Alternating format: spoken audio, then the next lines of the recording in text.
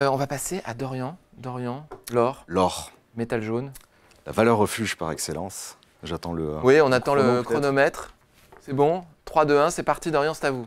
Alors, on a travaillé un signal important ces dernières semaines, depuis le 28 septembre, chez Meilleur Taux Placement, avec un point d'achat à 1875. Ce matin, on est autour des 1910, 12. Un deuxième point très important de support, là aussi d'achat à 1820. Un stop loss à 1775 et surtout au niveau de l'objectif pour les prochaines semaines à 1970, volontairement en dessous du niveau symbolique et psychologique des 2000 qui a été pulvérisé peu après le déclenchement de la guerre en Ukraine. Avant ce niveau-là, parce que nous on a un horizon vraiment de court terme, en l'occurrence amplifié avec l'effet de levier du turbo, 2, 3, 4 globalement, on a également une résistance à 1957. On pourrait s'arrêter avant sur les 1948 à 50. Voilà pour les points d'achat, le stop et les take profits. Mais même sur le long terme, ce sont des points d'achat qui m'intéressent beaucoup parce qu'on dit beaucoup chez Meilleur Taux Placement que c'est un anxiolytique. Si en avoir vous permet de mieux dormir, c'est une bonne chose. Et généralement, il est recommandé sur le long terme d'en avoir 5, grand maximum 10% si vous avez un profil prudent dans un patrimoine bien diversifié. Très bien. Vous avez dépassé un petit peu, mais on vous pardonne. Jean-Louis, Bruno, qu'en pensez-vous? Alors, Jean-Louis, stop. Bruno, stop. Ah, enfin du débat. C'est ce qu'on attend de vous. Alors, Bruno, je vous laisse la parole. Donc l'or a souffert quand même de la hausse des taux qu'on a connue cet été. Et puis effectivement, depuis le déclenchement des hostilités en Israël, il a connu un beau rebond. Donc en gros, ça va être un proxy sur l'évolution de la situation géopolitique au Moyen-Orient. Donc on a un peu de visibilité, on vient déjà de repasser, de gagner 100 $ sur le prix. C'est peut-être... voilà. Donc à court terme, vous pensez que le gros de la hausse est peut-être déjà derrière nous?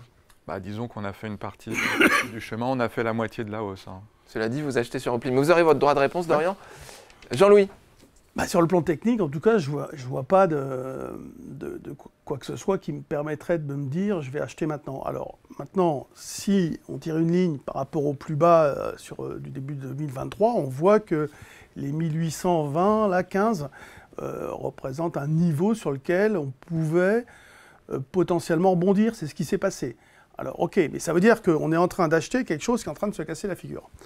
Après, pour avoir un bon signal technique exploitable, il faut un mouvement, par exemple de repli, et il faut une stabilisation pour qu'on puisse déclencher un signal technique. Si on a un rebond violent, on ne peut pas déclencher un signal technique, ça n'existe pas. Enfin, si on travaille avec des moyennes mobiles ou n'importe quoi d'autre, vous voyez, les moyennes mobiles sont beaucoup trop éloignées pour pouvoir prendre position. Donc en fait, là, on a un rebond violent, il fallait investir sur un repère chartiste qui est une anticipation d'un rebond potentiel sur un niveau qui a déjà été efficient. C'est ce qu'on a fait. C'est ce qu'il a fait.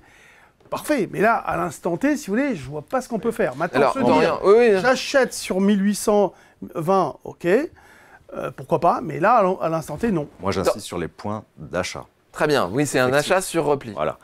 Mais à nouveau, aussi bien à court qu'à long terme. C'est-à-dire que ces deux niveaux de 1875 et de 1820, pour moi, sont critiques sur le court et le long terme. Au-delà de ce graphique, en fait, si on prend encore plus de recul, on voit que ces niveaux de support ont été déterminants ces dernières années. D'accord. Sur le dollar, en fait, on avait cet aspect fondamental où on avait considéré que le dollar était déjà très fort à ce moment-là. Nous, on est rentré le 28 septembre. Il est évident qu'on n'a pas anticipé ce qui s'est passé en Israël, mais simplement parce qu'on avait atteint ces niveaux critiques à la fois sur le dollar, critiques d'un point de vue technique, le mouvement de repli dont tu parlais, et donc on est rentré sur les 75, et sur le long terme à nouveau, là, vous nous les faites 20 juste et le stop à 75. Une planification de ce qui pourrait être intéressant sur l'or si on touche les niveaux que vous évoquez, c'est-à-dire 1820 et 1850, c'est bien ça? 1875, 1820, le stop à 775. Parfait. Mais c'est le plus intéressant parce qu'on ne le voyait pas sur le graphique, mais je pense que c'est plus clair pour tout le monde. Et on l'amplifie avec l'effet de levier surtout. Voilà, merci beaucoup Dorian Abadi, merci infiniment.